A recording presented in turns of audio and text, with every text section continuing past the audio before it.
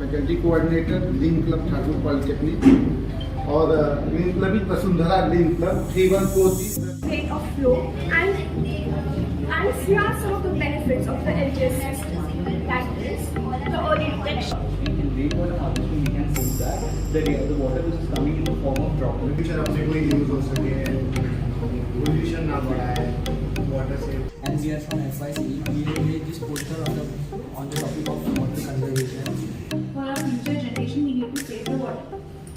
Then there are many programs like एक coin के दो पार्ट हैं, जैसे एक सिटी बाजू है और एक रूरल बाजू। तो सिटी बाजू लोग हम लोग इसके वाटर कंजर्वेशन के बारे में बात कर रहे हैं, जैसे कि हम लोग कैसे बता सकते हैं एका जागी स्पीड आपण त्याला शेती पाणी किंवा घरासाठी कसं वापरू शकतो।